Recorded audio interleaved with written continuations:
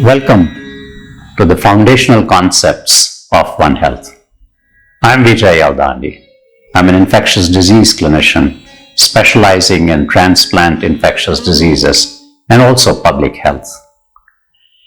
For the last 3 decades, I have been working in the United States as well as India.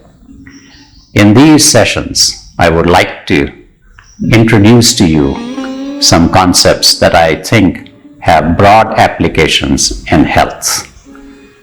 So please join us as we explore these series of foundational concepts of One Health. Part 2 of the foundational concepts of One Health is provocations.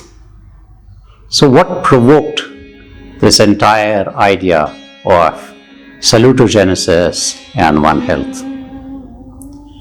Well, clearly, as I have said before, I was disillusioned with the entirely medicalized paradigm of health, where anybody with a health condition was objectified and dissected like an object to make a diagnosis and then to try and fix.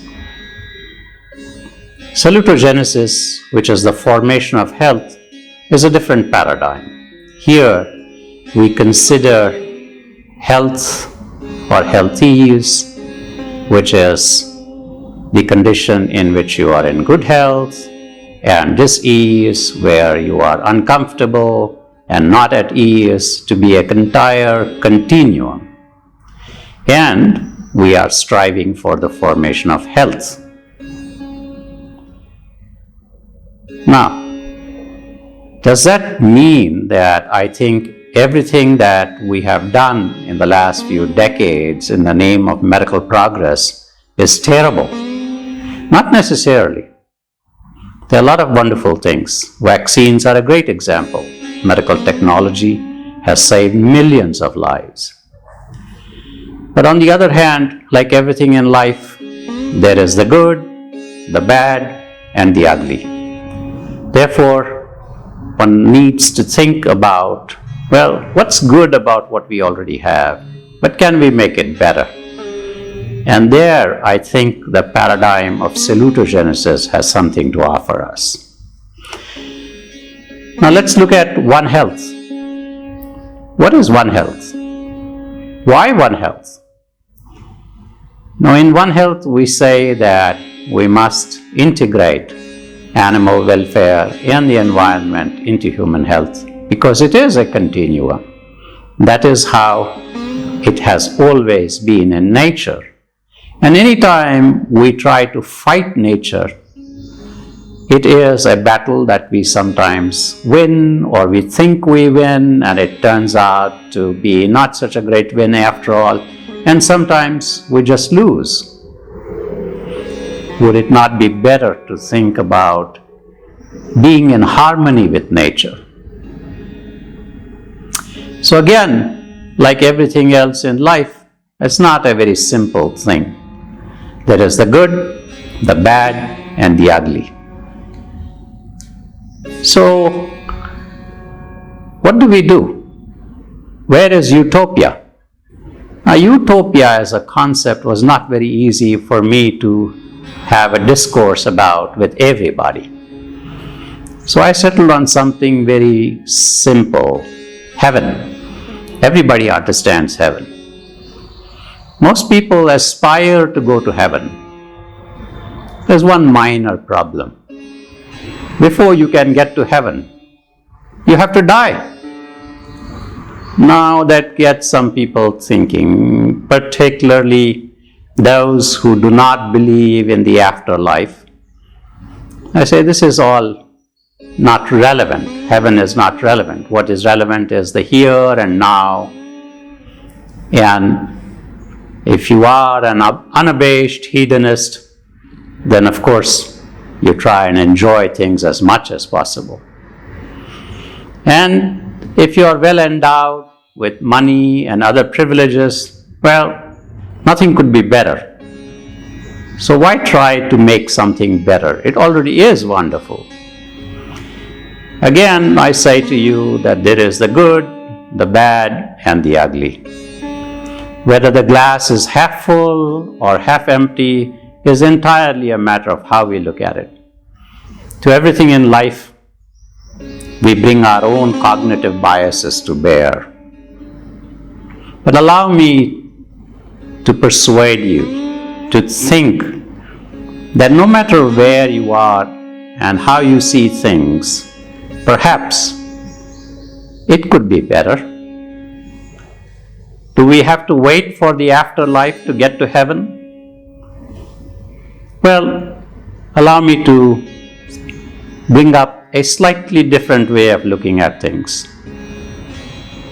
We all think very simplistically that the prophets, when they promised the heaven of afterlife,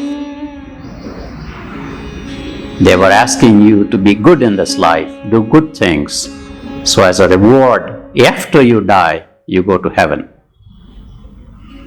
But maybe that is not quite the correct interpretation. Maybe it is better to look at the prophets as having said, if you do all the right things, and if you really work at it, you can create your own heaven right here. There is no need to die. So, I think we must look at everything afresh and ask, what is good, what is bad, what is ugly, and how do we make it better? Now, very often we try and we try and we try and things just don't work. And we give up. Say, there's really no point. There's nothing we can do. But I would say to you, that kind of nihilism is not justifiable. There is a way. It's just that it may not be perfectly predictable. It may not be exactly the way we want it. But we have to be prepared to allow things to evolve and to take the good, the bad, and the ugly all in stride and still keep going on. This is the concept of possibilism that Albert Hirschman and his colleagues have been working at. So I say to you, One Health may be a lot better than what we have today. It will allow us to be back in harmony with nature, to escape all of the dangerous and bad things that we don't like, climate change, degradation of the environment, epidemics of infectious diseases that come from animals, other epidemics that are of our own making, poverty, the lack of access to equitable health care, a fundamentally difficult existence for many.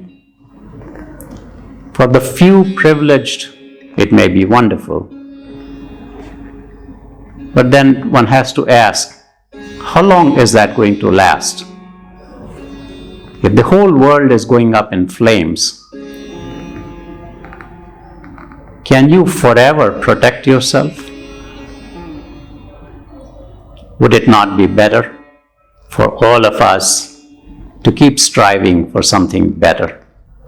But as we do, as we go forward, we must think very carefully. What is the goal? Who decides what the goal is?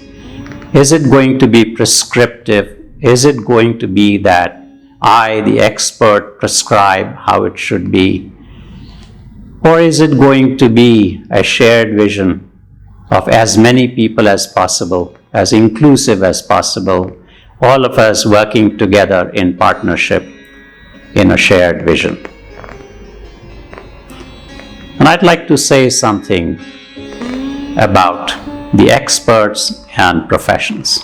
So in conclusion of this part 2, Provocations, Foundational Concepts of One Health, I hope I have provoked you into asking the question, who is he and what is this strange new wisdom that he brings to bear on health?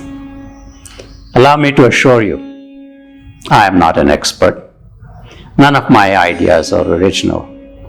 And in truth, I must acknowledge that everything that I talk about and you hear me say or see me write or read has been something that is based on my experiences and what I have read from other sources.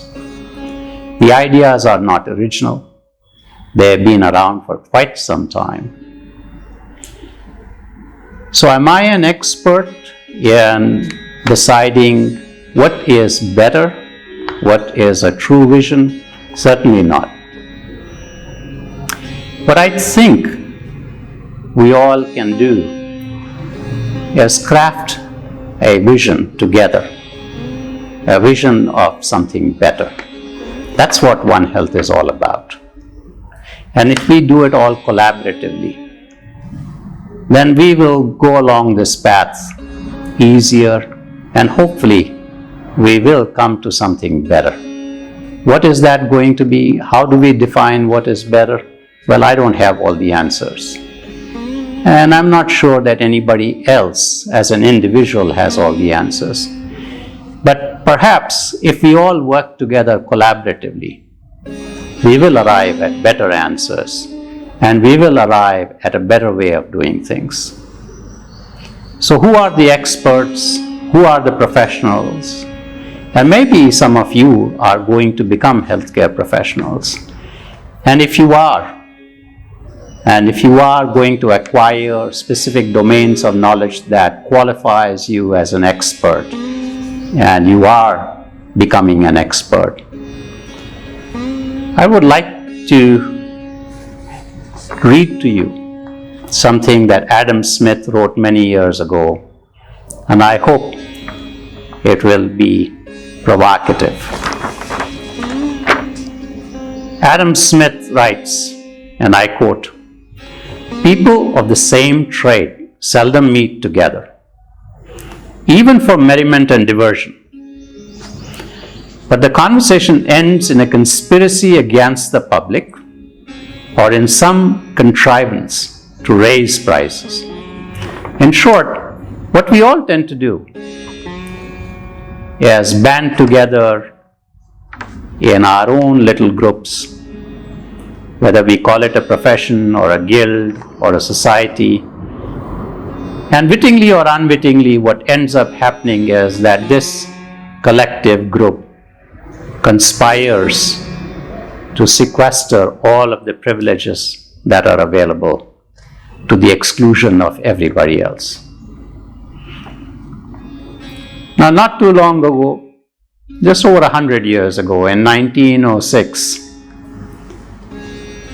in his play, The Doctor's Dilemma, George Bernard Shaw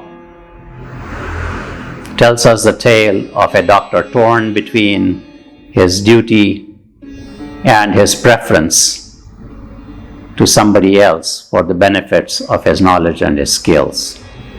And one of his characters, Sir Patrick Cullen, says, "All professions are conspiracies against the laity." So there you have it. Experts, professionals, all professions are a conspiracy against society. So let's not be insular. Let's be inclusive. Let's all come together. Think about what's the goal, how do we get there, and above all, be positive. Possibilism, as Albert Hirschman and his colleagues have held is about what is possible and how to get there without any preconceived notions.